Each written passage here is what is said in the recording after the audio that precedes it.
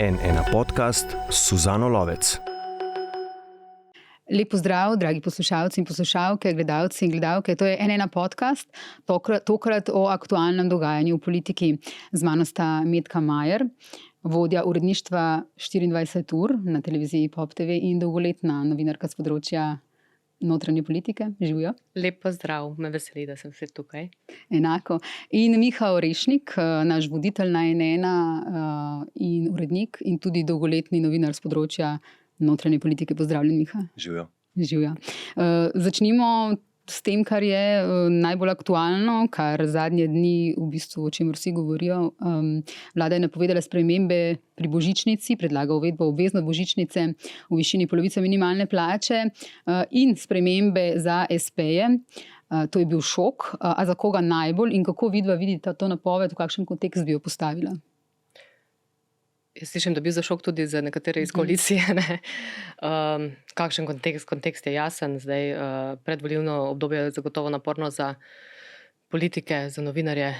Najbolj nekako lepo obdobje pa to za državljane. Ne? Seveda so to neke gotovo tudi predvolilne poteze, čeprav bi bilo se smiselno o takih stvarih seveda pogovarjati. Ne? Ampak ki jaz vidim tukaj zdaj neko majhno zagato, seveda, kako se bo to točno speljalo. Del seveda je, velik del te dobrodušne poteze je v rokah seveda nekoga drugega, torej gospodarstva, ki se bodo morali tukaj strinjati. In kaj v tej potezi nekako najbolj problematično, ali pa kje se bo zdaj izkazalo, kaj se bo zdaj dogajalo s tem, pač ta poteza mora biti speljana. Če ne bo speljana, se bo vrnila seveda še pred volitvami kot bumerang. Ker jaz sem tudi najprej pomislila, ko so ta ukrep napovedali, dobro, zdaj najlažje napovedati ukrep, ki bo itak veljal naslednje leto. Ne? Ampak potem, ko so pač rekli, da je to plan v bistvu že to leto, se mi zdelo, to pa precejšen zalogaj. Bomo videli, tu bo potrebno kar nekaj spretne politične ali pa pogajalskih veščin, zato da se bo to res speljalo, ne vem. Zdaj pri tem nametavanju obljub vladne koalicije, ne vem, če se spomniš, Suzana, nazadnje, ko sem sedel v tem studiu, pa mislim, da sem takrat ravno zaključeval misel, kako ta vlada dela nekatere stvari, pa potem zaradi razburjanja medijev ali pa nekih drugih deležnikov, sindikatov, gospodarstvenikov si potem premisli, naredi drugače ali pa naredi korak nazaj. In jaz mislim, vsaj zaenkrat gre tudi v to smer, a ne pri tej obvezni božičnici, da bi se znalo to zgoditi. Kaj so znaki, ki to kažejo? Skoraj nobeden od ministrov ta teden tega ni komuniciral ali pa ni znal komunicirati, razen Klemna Boštjančiča, ki je tudi na vprašanje, ali je denar v proračunu. Ni, veste, to je relativno. Ja, veste, proračun je tak, lahko je, lahko ni. Pri čemer je treba poudariti, v 8 mesecih so pridelali milijardno luknjo v proračunu, in ko jih vprašamo, sej, to je v skladu z načrti, do konca leta bo pa 2-milijardna, kontekst je pomemben, v kakšni situaciji trenutno slovensko gospodarstvo, ali si lahko obvezno božičnico zares privošči. In pa še en poudarek je, to so izhodišča. Tudi minister za finance je rekel, na vladi so bila sprejeta izhodišča. Spomnimo, na zadnja davčna izhodišča sprejeta na vladi, na katero so bili takrat v koaliciji navdušeni, bil premoženjski davek oziroma davek na nepremičnine. Prvotna reakcija koalicije je bila super, potem so pa začeli preračunavati, kaj to pomeni. In do česa smo prišli? Zdaj so ta teden ob napovedi obvezne božičnice so rekli, premoženjskega davka pa ne bo.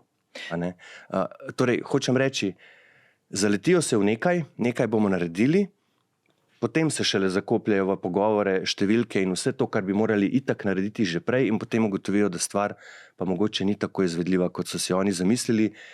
In ne vem, ne bi zdaj upal staviti, bi pa rekel, da zagotovo tak predlog, kot je zdaj, trenutno, ali pa ta izhodišča, kot jim pravijo, na koncu ne bo. Težko. Nekaj bodo morali dati ljudem, ker so pač spet nekaj obljubili. Kaj pa to na koncu bo? Počakajmo. Zanimivo je to, kaj vse se je v bistvu ta teden zgodilo. Torej, hkrati božičnica, pa hkrati torej zdaj pa dokončno rečemo nepremičninskega davka oziroma davka na premoženje ne bo, pa še te spremembe glede SP-ev. Glede na to, da do volitev še pol leta, bi lahko te napovedi in ukrepe tudi malo dozirali. Zdaj bo, ne vem, zmanjka za naslednji mesec, recimo, ne vem. Idej, ja. To je hecno, da se vse hkrati dogaja. Predvsem pa, pri teh normirancih se spet popravljajo lastno napako in to je v bistvu, vsaj zame, največji simptom te vlade. Nekaj naredijo, spet, brez nekih preračunov ali pa razmišljanj, kaj to pomeni. Potem se uvede silovita reakcija, ugotovi se, kaj se je zgodilo in potem naredijo korak nazaj. In to je v bistvu pri veliko stvarih, spomnimo se štempljanja, pa že omenjen premoženjski davek, pa ti normiranci, ki se sploh ne bi znašli v situaciji, v kakršni so trenutno, če pač ne bi vlada točno tega naredila. In zdaj vračajo skoraj na prejšnje stanje. Prej je bilo 100.000 omejitev, zdaj bo pač 120.000 na leto, ampak ja, hočem reči, to je simptom te vlade. To je vlada prostega teka, ker nekaj naredi in potem se še eno leto ukvarja s tem, da to popravi. Končni rezultat je pa, da smo kot država na istem, na mestu v bistvu. Ampak mogoče pa vladi zadostuje, to je samo teorija, že to, da se govori, vlada želi dati božičnico. Ja, v tem trenutku to mogoče momentalno, ampak kot rečeno, na dolgi rok, če ne bojo izpeljali. Na srednji rok, torej, če ne bojo tega izpeljali, če se bo marca jasno, da tega ni, potem bo to velika težava. Že zato, predvsem vse je Boštjančič rekel, bomo probali že za letos, ampak ljudje so to vzeli. To seveda, letos ravno to. Mora biti letos, če ne bo letos, saj tudi, če smo iskreni, če ne bo letos in to za volitve nič ne pomaga. Plus, še en vidik, ko so začeli talati zdaj te bombonjere, tudi Janševa vlada jih je napolno delila, pa ji ni nič pomagalo. Tako da, jaz razumem vzgib, ne vem pa, koliko bo dejansko deloval, koliko efekta bo imel, ampak najprej počakajmo, kaj bo sploh vam prišlo. Ta podcast snemamo v petek, objavljen bo pa v soboto zjutraj, torej pred kongresom Gibanja Svoboda. Kako spremenjena je ta stranka od recimo januarja leta 2022, ko je Robert Golob postal predsednik Gibanja Svoboda? Kaj vse se je prav dosti ne. Kandidat bo očitno. Ja, isti. Eden in edini. Ja. Dobro, glede na to, da je ta stranka tudi nastala tako močno na enem človeku, to v resnici zdaj neko presenečenje tudi verjetno ni. Kaj je spremenjeno? Spremenjeno je, glede na to, v resnici to moramo malo priznati, da kar se tiče te velikosti, te poslanske skupine, se stranka spet najbrž ni toliko velika, ampak ta poslanska skupina je toliko obsežna, glede na to, da mislim, da jih je zdaj torej 39, bilo jih je pa 41. Spet ta neki veliki razkroj se v veliki meri v resnici ni zgodil. Uspeh. To je uspeh, tako. Bo pa zanimivo videti zdaj pozicioniranje, ker se mi zdi, da bo znalo brbotati tudi zdaj v stranki. Zakaj? Tu je pač teh vseeno 40 položajev, plus ministerskih, plus seveda še številnih drugih. Seveda vsi se zavedajo, da gredo v popolnoma drugo pozicijo. Tudi če bi lahko po volitvah računali na kakršnokoli oblikovanje koalicije, bo v vsakem primeru pač tega obsega kadrovskih nekih možnosti seveda ne bo. Tako da mislim, da se pa mogoče tu pa še lahko seveda pride do kakšnih notranjih mogoče trenj. Ja, izvolim. Kar se mi predvsem zdi, da je konec neke romantike tudi znotraj Svobode. Ostali so skupaj, to, kot sem prej rekel, je uspeh, da ti vendarle v tako veliki poslanski, tudi raznoliki ljudi, ki se med seboj prej niso poznali, in jih je v bistvu pač združil sam ta projekt Svobode. To, da so ostali skupaj, je uspeh. Seveda je pa to tudi posledica, po moje, nekih javnomnenjskih anket. To smo že nekako prej napovedovali. Če bodo ankete Svobodi kazale neko stabilno podporo oziroma da ostajajo največja politična sila na levem polu, potem bo to delovalo tudi kot vezivo in neko zagotovilo za vse tiste ljudi, ki so prišli tja, da mogoče pa jim kaže še en mandat in da seveda lahko ostanejo tam. Seveda jih bo, kot vse kaže, poslancev polovico manj, tam nekje, torej rezultat je neponavljiv, ampak še vedno zadosti in Golob jih je očitno znal na nek način tudi držati z različnimi stvarmi. Pa je nekdo dobil kakšen zakon, ki mu je zelo pomemben ali pa za njegovo lokalno okolje. Skratka, vmes so se vendarle skozi mandat naučili, ne z vsemi, ampak vsaj z večino svojih ljudi, ravnati na način, da jih pač držijo k sebi, da pač preprečijo pobege, ampak ključne so pa vendarle po moje tukaj ankete. No, predvsem pa je tudi to, ne, da so se vsi, ker tako obsežna skupina je, da so se v resnici tudi učili in niso imeli druge, kot da pač poslušajo ali pa sledijo nasvetom ali pa nekako tej neki skupinski dinamiki in da to mogoče pač v tem smislu, ker so uspeli to obdržati skupaj, da je pa pač potem mogoče sledilo tudi v tem minevanju romantike, ampak hkrati pač nekem razvoju nekega političnega pragmatizma, zato da je to nekako obstalo. No, pri tej romantiki sem v bistvu hotel povedati sem to, da so pa vendarle ti ljudje skozi ta mandat skoraj 4 leta ugotovili, da kakšne stvari se ne da tako v politiki spreminjati, kot so oni mislili, da tudi Golob mogoče ni tak veliki vizionar in nezmotljivi vladar, kot so mislili na začetku, a ne? Torej, hočem reči, ko se tako neformalno novinarji pogovarjamo s poslanci Svobode, seveda ne manjka kritik, pa to smo rekli, da bomo naredili, pa nismo, pa tam se nič ne premika.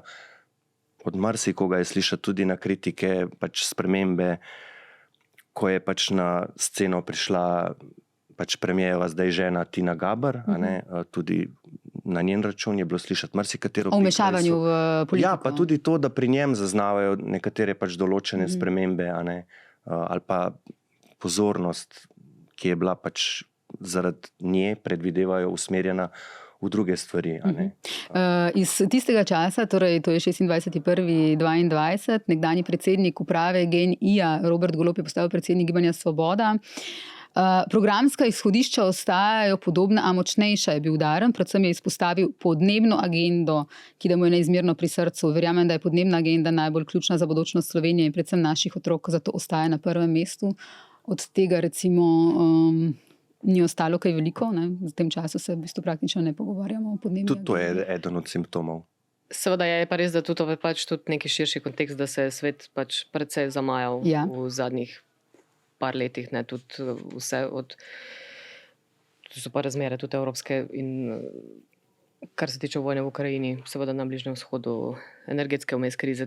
Te stvari so se vendarle dogajale. To je bil čas pač po tistega mogoče nekega post-covidnega obdobja ali pa covidnega še obdobja, ko se je zdelo, no samo da se zdaj nehamo s tem ukvarjati, potem smo pokvarjali z nekimi drugimi stvarmi, pa so se samo začeli veliti strašni izzivi, s katerimi se svet sooča in za katerega nobeden od nas ali pa pač v resnici ne ve, kako se bodo končali. Tako da to je seveda v idejah, veliko bomo tega prebrali, zdaj se tega smo že vajeni, ne, katere so bile take parole.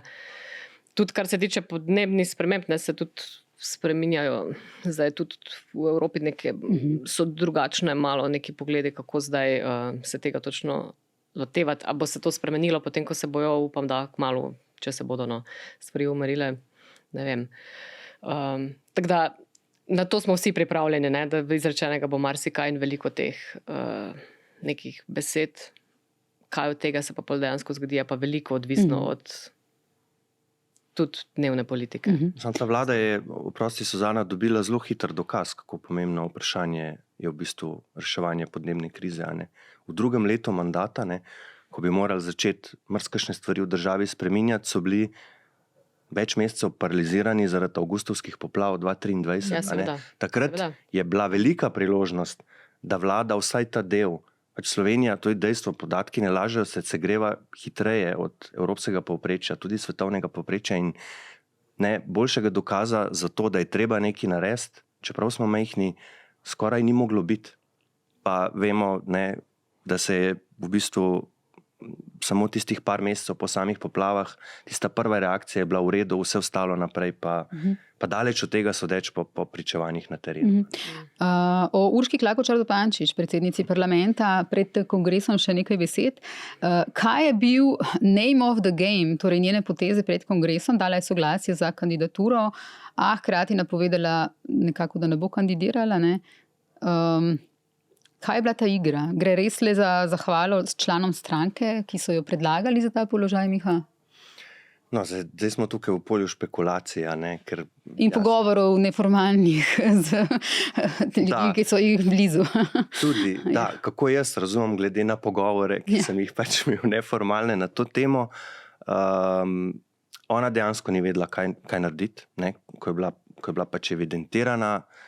Ona je vedno sanjala potiho ali pa na pol potiho pač o lastnem političnem projektu, a ne, sploh potem, ko so se njene poti z Robertom Golobom znotraj Svobode vidno razšle, a ne. In ko se je pač znašla v situaciji, da je evidentirana za predsednico stranke, dejansko ni vedela, kaj narediti, in je potem pač malo svoje svetovalce, sodelavce vprašala in so ji rekli, pa daj soglasje, se ga lahko itak potem umakneš, a ne. Pričemer je umanjkal za moje pojme pač nek razmislek, kaj bo to povzročilo, a ne. In v stranki je povzročilo res številna vprašanja, zelo divje teorije zarote, kaj zdaj Urška pač počne. Ona pa dejansko, kar je njena največja želja, kar sem mogoče zaznal tudi skozi njene javne nastope, ona bi ponovila mandat predsednice Državnega zbora. In je pač presodila, da najlažje oziroma da je največja verjetnost, da ga ponovi, če pač enostavno ostane pri Svobodi, bom rekel poslušna, odločna podpornica premierja, čeprav se z njim o marsičem ne strinja. In je potem na koncu pač pragmatično ugotovila, da znotraj Svobode je njeno mesto in največja verjetnost, da ponovi ta svoj mandat, kjer vidno uživa. Je pa ta kalkulacija po mojem malo naivna. Zaradi tega, ker bo situacija drugačna, ne, torej, če bo imela Svoboda pol poslancev manj, je velika verjetnost, da bo potem mesto predsednika Državnega zbora dobila druga najmočnejša stranka v vladi, če jo bo vodila, seveda. Že načeloma je tako, če ne bi... Že načeloma je tako, ampak je pač Svoboda takrat imela toliko poslancev, da je lahko dobila tudi to mesto, ker če ti dobiš to mesto, se moraš potem večjim ministrstvom odpovedati, a ne. In potem so pač tu znotraj posameznih strank te kalkulacije, tako da jaz ne vem, kot vem, je to kalkulacija Urške Klakočar Zupančič, ne vem pa, če se ji bo uresničila. Ja, se mi zdi, to je zelo idealistična kalkulacija, ampak se mi pa vseeno zdi, da je tudi ta relacija Robert Golob, Urška Klakočar pošteno šla v nek pragmatizem. Točno to se tudi sliši, da je v resnici vsi računajo, da v bistvu si malo lahko pomagajo med sabo, ampak hkrati, da je tudi na nek način koristno, da je Urška Klakočar Zupančič neka močna opozicija znotraj stranke, v bistvu edina praktično, ne? Torej neki kontrapol, da se vendarle izkaže pri njej, da načeloma tiste stvari, ki jih nekako se zares loti, da jih pač tudi tako kot, kar je seveda z mesta predsednika parlamenta lažje, ker gre za neke drugačne zadeve, kot pa recimo božičnico, ampak torej, da jih pač vendarle potem tudi spelje, ne? Je pa tudi res po drugi strani, da kot rečeno, nekateri vidijo to kot neke dobro, zdravo demokracijo znotraj stranke, drugi pa kot nekaj, kar bo to stranko obremenovalo tudi naprej in tudi v teh računicah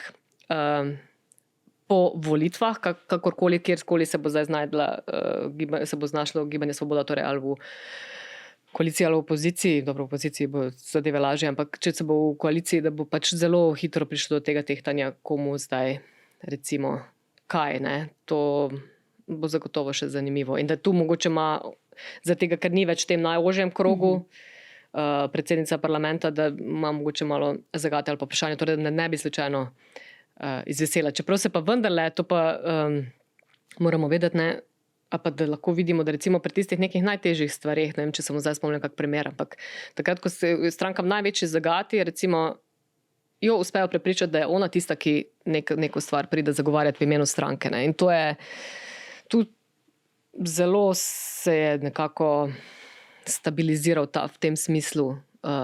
Ja, mi rabimo tebe in ti rabiš tako, nas. Ne? In tudi ta igra, ta igra v resnici ni trajala dolgo, koliko je pa trajala s tem soglasjem. Teden. Ja, ne?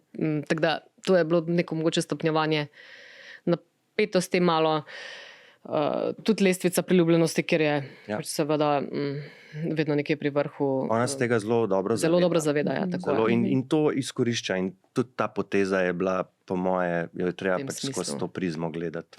Se pač zaveda te svoje priljubljenosti in je v bistvu želela videti, kaj lahko v bistvu naredi s to potezo. Odzive. Malo je vrgla v bistvu nekaj v ventilator. Je pa verjetno, ne spomnim se, da bi kdaj katerikoli predsednik, pa me popravite, če se motim, državnega zbora imel tako hude besedne dvobe z opozicijo oziroma opozicija z njim. Ne? Torej, ti posnetki... Ja, zna biti zabavno, mislim, ja. Ja. Za gledanost je to vse v redu, ne.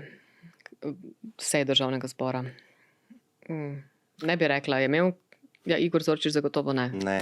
Ne.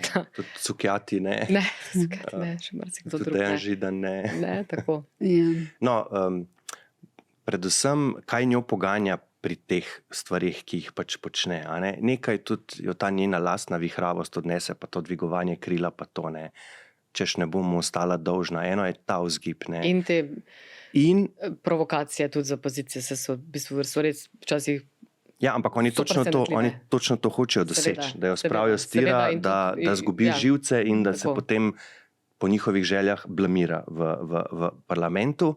Kar njo v resnici poganja je po moje to, da ko ona hodi po terenu in stranka jo tudi uporablja za te stvari, ker je pač tako priljubljena, da jo pošiljajo. Tudi ljudska, da bi zelo sproščena tudi v tem. Tako, da jo pošiljajo na teren in seveda na njo močno računajo tudi v kampanji, torej da bo hodila s kandidati za poslance po terenu, ker vleče, a ne. Torej, ona na terenu dobi feedback od ljudi, bravo, Urška, končno nekdo, ki si upa SDS-u ali Novi Sloveniji ali komorkoli povedati, kar jim gre. Ne? To so pač njihovi te pravoverni volivci, ki jih že od začetka, odkar obstaja Svoboda, poganja tudi to, na nekih mestih celo sovraštvo do desnice, a ne pa do desnih strank. In ona je tista, ki si upa, ki bo povedala, kar je. V teh besednih dvobojih torej pridobiva, če lahko malo posplošim, tako Urška Klakočar Zupančič pri svojih volivcih, pri Gibanju Svoboda, kot tisti iz opozicije, ki jo močno napadajo, verjetno pri svojih. Ne? Ja, ker njihovi volivci grem pa ona blazno na živce. Ne? Ja, zagotovo. Rdeča cunja. Nova Slovenija, kako spremenjena je ta stranka po kongresu, ki je bil prejšnji teden. Torej, če je dosedanji predsednik stranke Tonin zavrnil, da bi NSI še kdaj sodelovala v vladi, so zdaj v bistvu besede povsem drugačne. V takšno vlado, kot jo v ta trenutek predstavlja Robert Golob, NSI absolutno ne more vstopiti, pravi novi predsednik Jernej Vrtovec. V oddaji na nacionalni televiziji je v bistvu v oddaji Politično, kjer se je Tanja Gobec pogovarjala z njim, je dal vedeti tudi istočasno v isti oddaji, da se vlade sestavlja v ponedeljek po volitvah in da bo tisti dan, ko se bojo karkoli odločali, hkrati je pa dal tudi to izjavo. Tako da, kaj naj si v bistvu zdaj mislijo volivci Nove Slovenije? Rada bi rekla, da mogoče se mi zdi, pa tudi zdaj, jaz ne vem, ker se novinari imamo včasih malo, ko se kaj zgodi, pa se nam zdi, no kaj takega, pa še ni bilo, pa v resnici ne. Ampak zdi se mi zanimivo, koliko je teh besed nekih izrečenih že vnaprej tokrat, ali imam sam tako občutek, ne vem.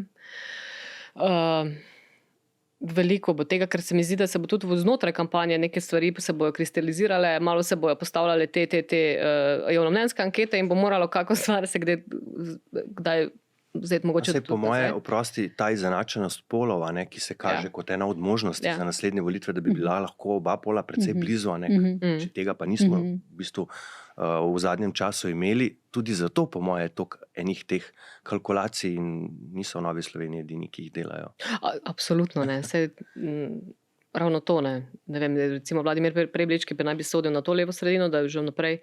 Ja, on pravi, da z Golobom ne bi šel. Z Golobom, ja. Svobodo pa ja, ne. Ja.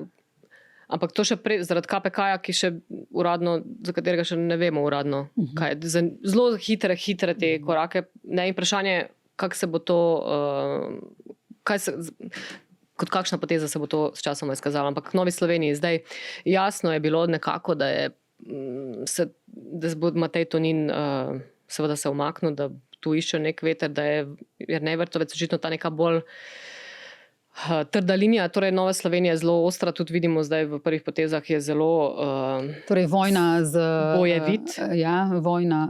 Prislužil si je takoj na začetku vojno z nevladnimi organizacijami, ne? Z izjavami o njih. Ja, seveda, ja, ampak to se je zgodilo po tem poročilu, ne, o financiranju. Tako. Ki lahko seveda pričakuješ velik in strasten odziv seveda pri nevladnikih. V glavnem, to mislim, da je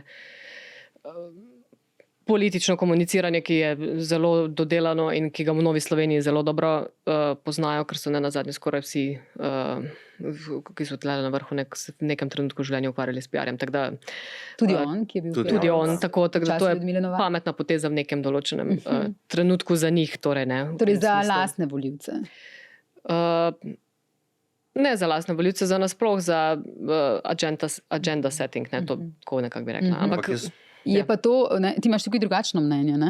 Ker tukaj te poteze smo že videli, tega se je običajno posluževala SDS Janeza Janše, ne?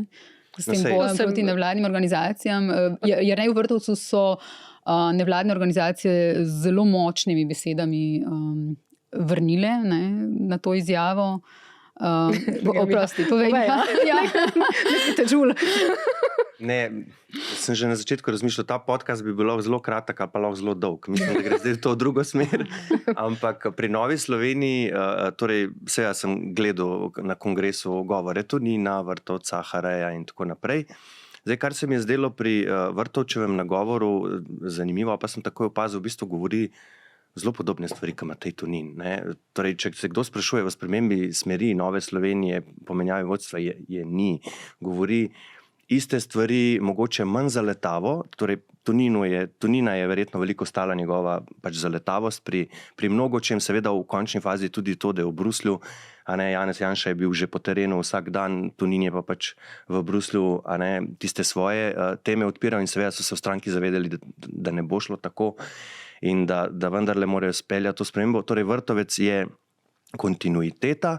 Zanimivo je, da se z Vrtovcem vrača Ljudmila Novak, očitno tudi Lojze Peterle. Torej, to mi daje v bistvu iz tega sklepam, da ni bila problem smer stranke, kot smo poslušali od Peterleta ali pa od Ljudmile Novak, ampak človek na vrhu stranke. Matej Tonin sam. Tako je. Ja. Tako je. To je prvi razmislek. Drugi razmislek je ta. Vrtovec je, kot rečeno, začel obračunavati z nevladniki in v bistvu z lažnimi informacijami, če smo čisto iskreni, glede tega denarja. Pa so mu potem jasno povedali, kakšna je struktura teh 100 milijonov, zakaj gre kaj, največ za oskrbo, socialne programe in tudi gasilce in tako naprej. No in jaz mislim, da je Vrtovec s tem vrgel trnek v jezero, kjer so vsa mesta že zasedena strani SDS. In vse ribe že gor. Tako da jaz mislim, da tle on ne bo nič ujel. Nova Slovenija tudi ne. To je stvar, ki jo SDS obvlada v nulo in jo v bistvu že več let poganja, ta srd do nevladnikov, in tukaj jaz mislim, da ni prostora za Novo Slovenijo sploh, ki je vsa ta leta nekako se želela izpostaviti kot neka normalna, pod narekovaji, desnica, neka zmerna desnica. Vmes so celo govorili, da so sredina, ampak je vse skupaj spadlo kot kriza identitete. Hočem reči, Vrtovec bo dosegel samo to, da se ustavi padanje podpore Novi Sloveniji, po mojem mnenju.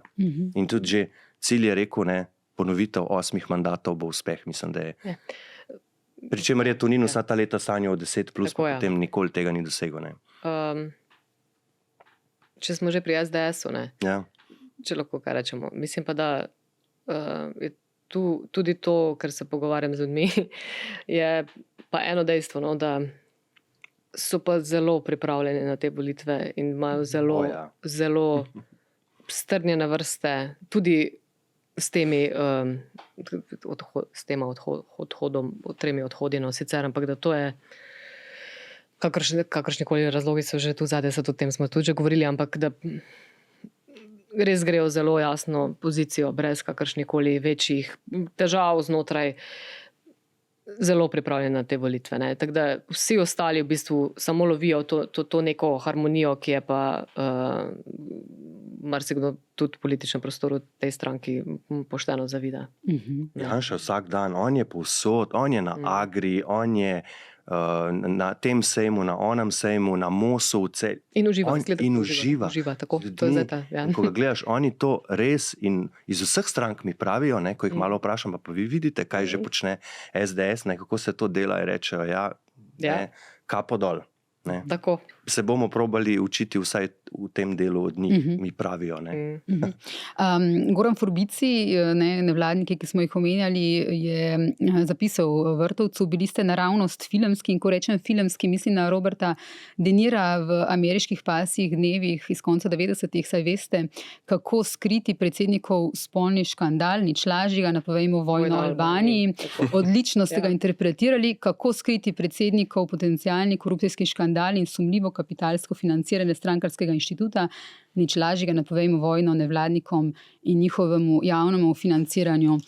Gre lahko vseeno tukaj tudi za strel v koleno? S tem, ko je Vrtovec, kot Miha pravi, vrgel trn, na katerem so vse ribe že iz SDS-a, ki so ribiči iz SDS-a ga že vrgli zdavne. Misliš s tem napadom na nevladnike? Ja. Ne vem, če. Mislim, da je, ne bi rekla v tem smislu, mogoče strel koleno v tem smislu, da gre pač tudi za neke nevladnike, tudi za desnega političnega pola, ne v tem smislu, mogoče že, ampak mislim, da se niso v tem smislu prepoznali, čeprav je Forbici navedel te podatke zelo jasno, ne, ampak glede na to, da gre za nek zapis in načelno ravnanje, ne pa neko dejanje, ne bi rekla, vojna v Albaniji, bolj bi rekla, da je to, ne kot pa kaj drugega.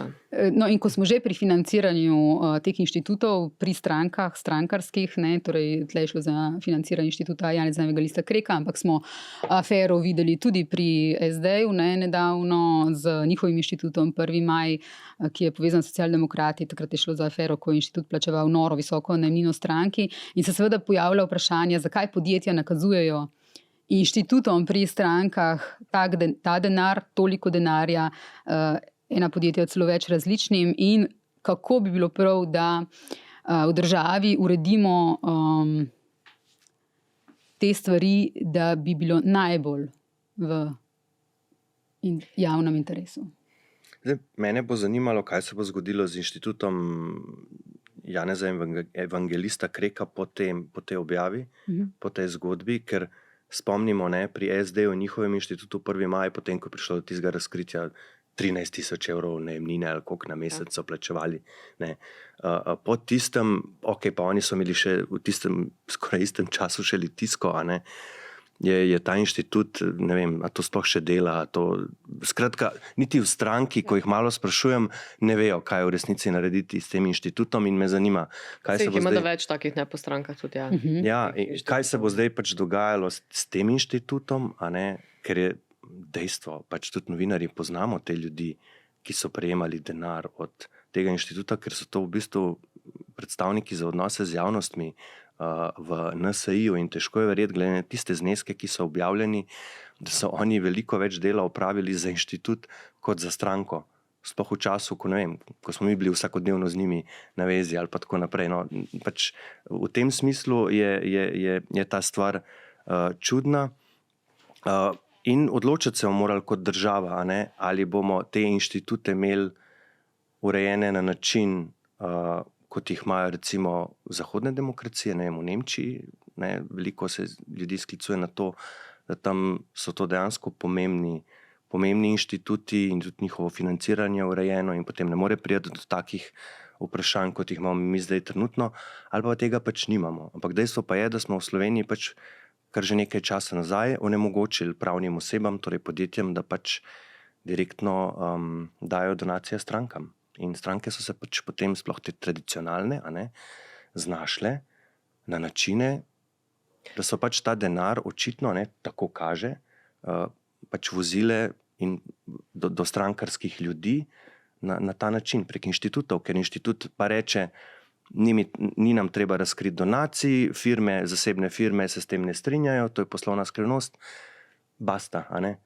Obenem pa v isti sapi zatrjuje, Računsko sodišče je poslovanje naše stranke preverilo in ugotovilo, da ni nič narobe. pa se ne govorimo o financiranju stranke, v tem primeru govorimo o financiranju inštituta. Ne? Ja, mislim, jaz kot volivec v vsakem primeru želim vedeti, kako pride denar do strank, katera podjetja nakazujejo, koliko nakazujejo in ali ta podjetja kaj imajo potem od te stranke. Mislim, jaz bi predvsem rekla, lahko se to drugače uredi, ponovno pregleda. Spet bo to delala politika v vsakem primeru. Ampak tudi se mi zdi, da če bi se vzel pa prekopiral nek model, ki je povsem recimo uspešen in transparenten in vse ostalo.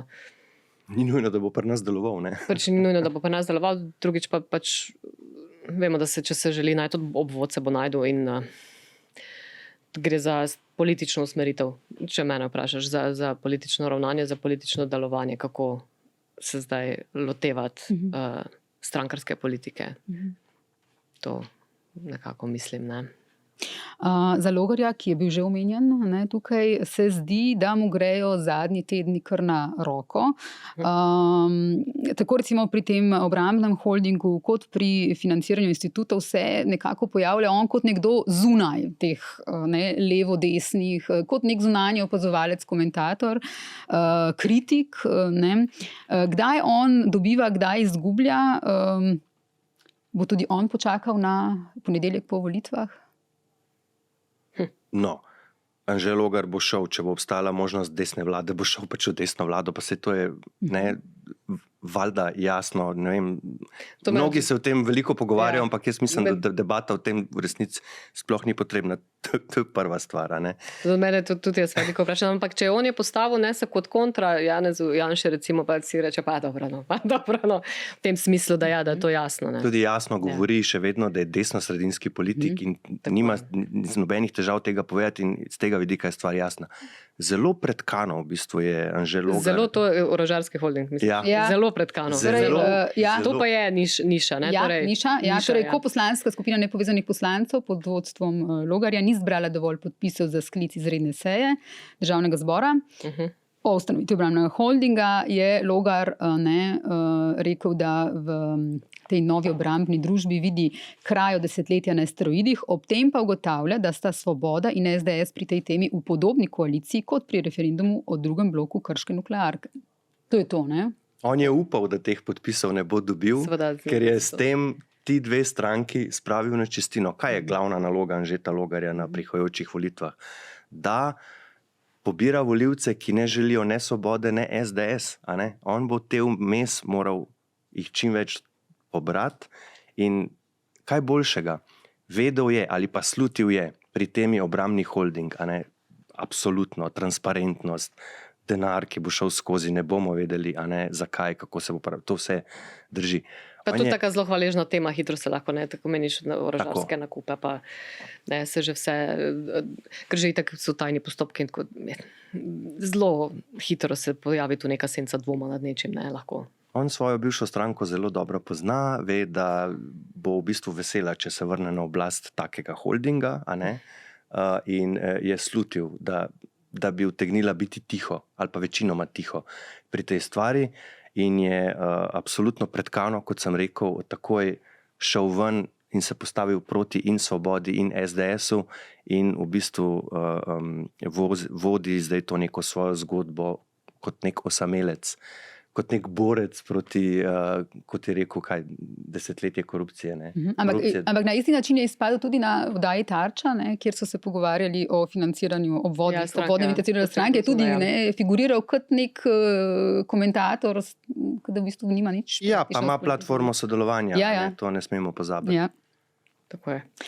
Se pa seveda vsi strinjamo, da ta orožarski holding je nekaj, kar bomo morali nad njim bdeti vsi, ne ta in una politika, ampak tudi novinari, in da bo to v bistvu tema, ki nas bo zaposlovala, nas in državljane naslednja leta, absolutno. Zagotovo, ampak mi že do SDH-ja ne pridemo, oziroma do informacij od SDH-ja, ne vem, Metka, si ti spomniš, Žiga Debeljak je že dal kje kakšen intervju? Mislim, da že koliko časa, mesecev, let, ne vem, ne. Mislim, ne vem, sem kaj zgrešila, ampak vem, da za nas, da smo mi želeli njegovo izjavo. Tudi naš Forbes je, kolikor je večkrat zaprosil. Pa ne večkrat, to je bilo obdobje, ko smo dnevno to ponavljali prošnjo za gosta. No, hočem reči, Ja. že o SDH-ju, ki upravlja z več kot 10 milijard državnega premoženja vseh nas, ne vemo nič, ne? Sem pa kaj pošljejo kakšno sporočilce ali pa izjavo za javnost pisno in to je to. In da bomo v tem obrambnem holdingu vedeli kaj več, je iluzija, seveda bomo vedeli še manj, pa že v SDH-ju ne vemo nič, tako da ta del je po moje... Se moramo pa potruditi. Ne? Ja, Moramo pa potruditi, absolutno. ne. Absolutno, ja.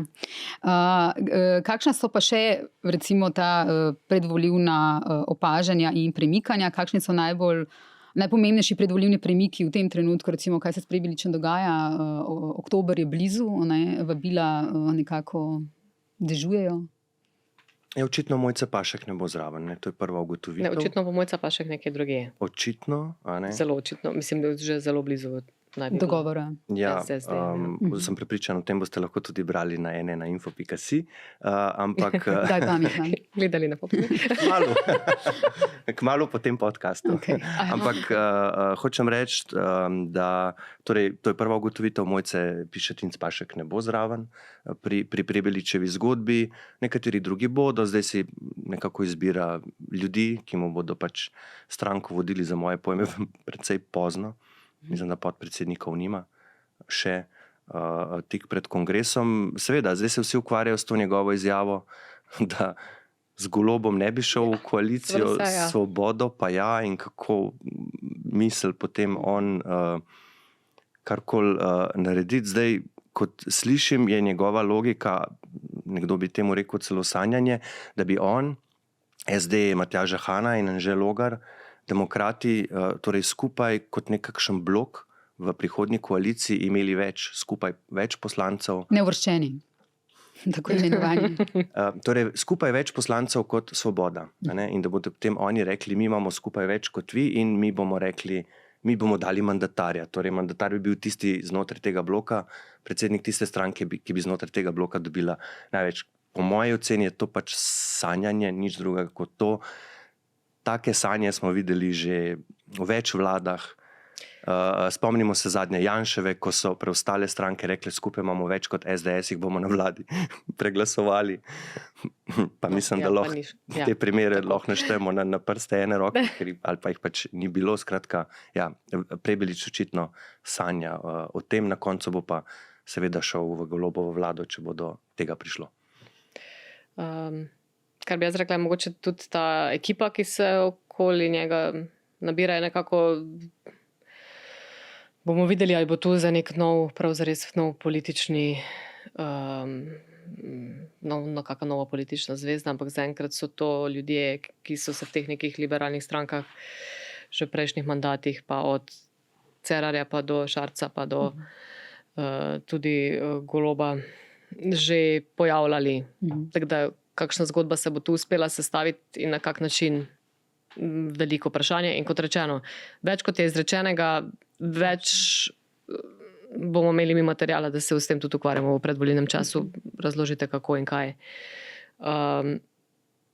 Vsi se strinjamo seveda, da se bo v ponedeljek po volitvah, ki bojo načeloma. Vsi se z Vrtovcem strinjamo, ja. Vsi se z Vrtovcem strinjamo. Tako, ja. Ampak kar se meni zdi, da se lahko zgodi, je mogoče neka prvič to, kar si upam reči, da se ne bo udeležba nikakor več ponovila v 70%, to se ne bo več zgodilo.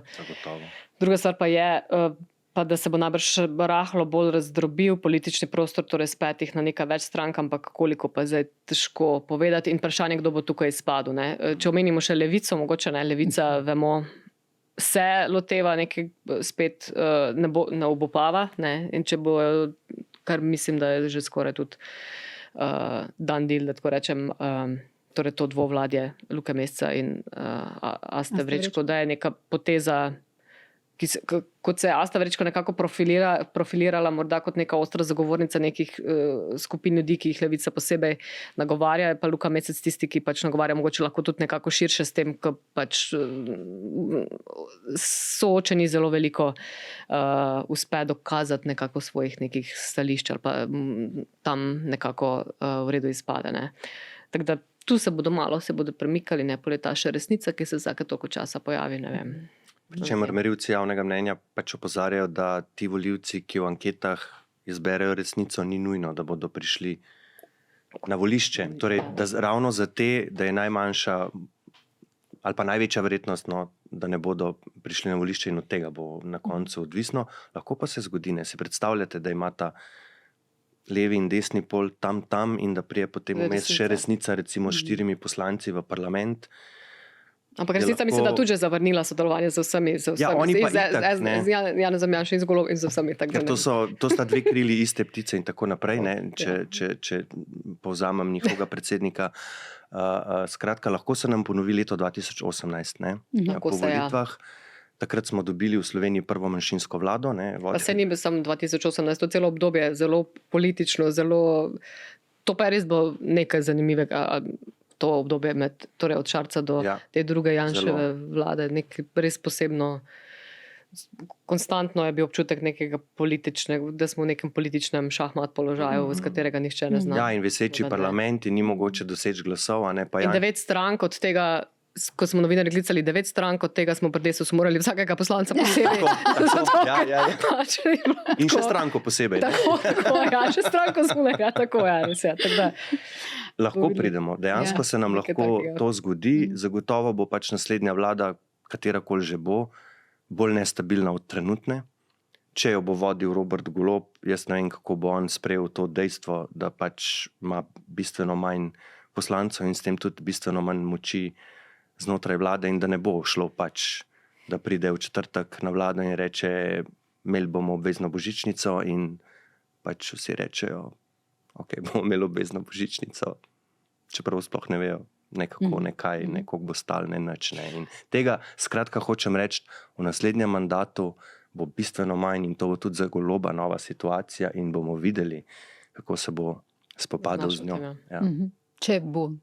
Ja, če bo sestavljal vlado. Ja, če bo, ne, seveda. Ja. Na Levico bi se še malo navezala, ne, bo verjetno v kampanji izjemna tarča zaradi medijskega zakona, ampak tudi predvsem zaradi dolgotrajne oskrbe. Ne. Ja, seveda. Tukaj bo veliko vprašanj, ki so že zdaj v javnosti, ki jih novinarji ves čas naslavljamo na njih. In bo verjetno njihova kampanja močno zaznamovana tudi s tem, da bojo morali odgovarjati na marsikaj, kar niso postorili. Ja, tako je. Pa res, da so neke časovnice zdaj vendarle postavljene in seveda se mi zdi, da so jih postavili tako, da se bo vendarle mogoče lahko kaj pokazalo do tega časa, ko se bo dovolitev seveda. Tako da ja, izjemno obsežen projekt, pa hkrati seveda tudi izjemno pomemben projekt, ampak ja, videli smo koliko zagad, koliko vprašanj, koliko nekih lukanj v tem in si predstavljam, da to ni lahka stvar. Ne? Da je recimo kak SD mogoče z tega vidika zelo lažjo nalogo. Ne? Pač na zunanjem ministrstvu nimaš takih projektov, na koheziji seveda imaš, ne, ampak je uspešno to črpanje, pa seveda še od marsikoga drugega. Pravosodje spet ni taka stvar. Ne. To je pa res pač neki taki zalogaj ministrstva, ki so ga seveda se pravzaprav sami tudi želeli. Ne. Tak da.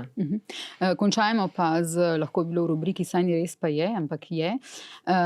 Ker me je Zoran Janković prosil, bom predlagal, da se ukrepi proti Tanji Fajon in Nataši Pirc Musar odpravijo. Ne.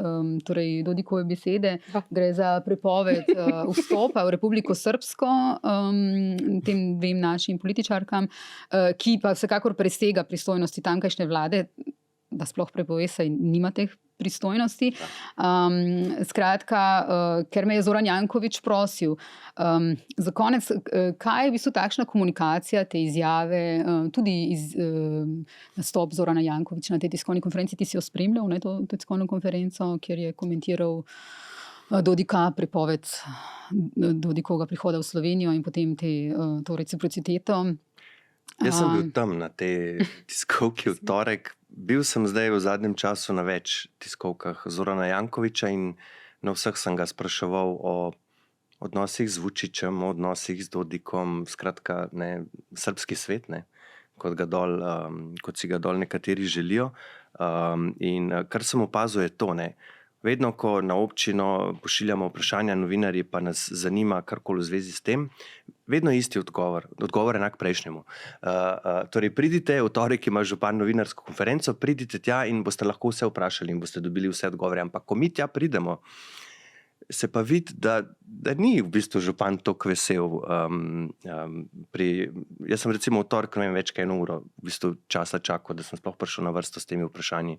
Takoj na začetku želel, pa so rekli, ne, najprej druge teme, boste pol prišli na vrsto in v bistvu, kar je mene najbolj fasciniralo, ni bila ta tiskovka, ampak nastop potem pri vas na Pop TV zvečer, ko ga je kolega Uroš Slak vprašal, on je tam povedal, bom jaz poklical zdaj Dodika in bom rekel, da pač te sankcije, to prepoved vstopa, ki je tako brez veze, kot si rekla Suzana, Srbska nima teh pristojnosti, da to umakne. In potem ga je kolega Uroš Slak, dobro, zakaj boste vi klicali Milorada Dodika? On sploh ni več, on je nekdanji, on je razrešeni predsednik Republike Srpske, ki je bil pravnomočno obsojen, to sodbo samo v enem delu spoštuje, tudi ti zdaj je plačal zaporno kazen, ostalo pa ne. Vmes postavil še novo vlado, ki je nelegitimna. Zakaj njemu? Je rekel, ja, mogoče res ni več, ampak ima pa vpliv. Jaz mislim, da je ta izjava tako vse povedala o tem, kako te stvari med temi ljudmi enostavno grejo. Jaz pokličem tega, ta bo uredil to, če to ni njegova pristojnost. To je tako, mislim, kronski dokaz, kako stvari funkcionirajo. Kako smo pri nas, tudi v Sloveniji, pri nekaterih stvarih še zelo globoko v srcu Balkana. Ja, ampak mislim, da se to tudi tu mogoče neka politična igra zelo. Ta del je vedno hvaležen, se kot rečeno, mogoče župan ni vesel vprašanj, ampak televizijci pa smo teh kvotov zelo veseli, v resnici. Pač tako je. Želela bi se vedeti, kaj si je mislil Janez Janša, ko je Dodik pozval v Sloveniji živeče Srbe naj glasujejo za njega na naslednji volitvi. Ja, tako recimo. Ja, ampak so nekateri... Ampak to je ravno ta igra, da mogoče neki namigi so, ne bom začeti trdila, ampak da sankcije proti Dodiku, da so bile dane na mizo vlade, tudi zato, da se mogoče malo Gibanje Svoboda tukaj stisne, mislim, češ da bojo pa rekli recimo, da ne, pa je Golob vendarle šel s tem in potem ima pa zagato večno to z Jankovičem in Jankovič nazaj potem, torej v bistvu do teh stališč tako Dodika kot Vučiča, ki niso v bistvu v skladu z njegovo politično potjo, glavno ta krog se vedno malo fajn zamaja, zarola in je spet neka fajn politična drama nastane in se mogoče s čim drugim malo ne ukvarjamo. Da je bila na vladi zadrega, kaže tudi, koliko časa so v bistvu pacali, dobesedno bom ta izraz uporabil, pacali te sankcije proti Miloradu Dodiku. Vsekakor po poroki. No sej, tudi ta del, pa je mogoče komu zgleda banalno, ampak kako so se stvari razvijale na vladi, to res že mesece traja. Mi smo že pred več kot pol leta spraševali in MZZ in vlado, pa Dodik, a boste, takrat, ko je bila obsodba, ja, je tudi to na mizi, nič ne izključujemo, potem so prihajali signali, da pa vendarle se nekaj pripravlja, bo danes na sej vlade uvrščeno na sej vlade, umaknjeno sej vlade, treba je dopolniti in glej ga zlomka, vmes poroka, Zoran Jankovič poroči Roberta Goloba, vmes lih, to je bilo ravno v tistih tednih, so sankcije malo počakali in potem v tednu po poroki so pa sprejete na vladi. Jaz ne pravim, da je to povezano, ampak vtis, da je pa res močan. In ne vem, zdaj samo tle, kdo je bolj v zadregi, ali Zoran Jankovič? Glede na to, da je pač Dodik pozval v Sloveniji živeče Srbe, da volijo za Janšo. Meni so potem takoj nekateri Janševi podporniki rekli, to sta se zagotovo Jankovič in Dodik zmenila. No, potem pa pride tweet Janše, evo, še Zoran Jankovič bo volil SDS. Je takoj pristavil svoj lonček, tako da zabavno v bistvu in vse med sabo prepleteno. In na koncu to, kar si ti rekla, mogoče moramo res paziti na to, kdaj imamo whack the dog v državi. In kolikokrat na teden se zgodi nekaj, s čimer želijo politiki skreniti pozornost javnosti in napovedati vojno Albaniji. Ja, tako. Ali pa kaj drugega. Hvala lepa obema, da ste bila moja gostja. Hvala tudi v imenu gledalcev in gledalk, poslušalcev in poslušalk za vajne misli. Hvala. Z veseljem. Hvala, enako vedno.